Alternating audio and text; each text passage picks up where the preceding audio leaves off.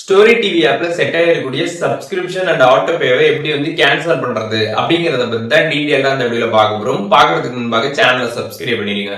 வீடியோக்குள்ள போறோம்.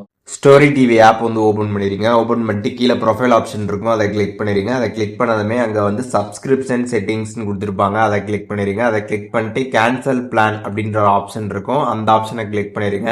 அதை கிளிக் பண்ணிட்டு கேன்சல் பிளான் அப்படின்றத கிளிக் பண்ணிடுங்க. கிளிக் பண்ணதுமே எதற்காக நீங்கள் வந்து கேன்சல் பண்ணுறீங்களோ அதற்கான ஒரு ரீசன் செலக்ட் பண்ணிட்டு கீழே இருக்கக்கூடிய கேன்சல் பிளான் ஆப்ஷனை கிளிக் பண்ணிடுங்க. ஒன்ஸ் நீங்கள் கிளிக் பண்ணதுக்கப்புறம் பார்த்தீங்கன்னா உங்களுக்கு பிளான் பார்த்தீங்கன்னா சக்ஸஸ்ஃபுல்லாக பார்த்தீங்கன்னா கேன்சல் ஆகிடும்.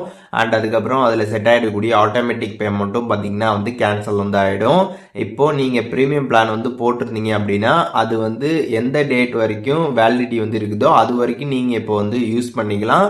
பட் வந்து உங்களுக்கு அந்த பிளான் வந்து இருக்கக்கூடிய ஆட்டோமேட்டிக் பேமெண்ட் வந்து உங்களுக்கு கேன்சல் ஆகிடும். ஸோ இனிமேட்டு பார்த்தீங்கன்னா உங்களுக்கு எந்த விதமான ஒரு அமௌண்ட்டும் பார்த்தீங்கன்னா ஸ்டோரி டிவி ஆப்லேருந்து உங்களுக்கு டிடெக்ட் வந்து பண்ண மாட்டாங்க.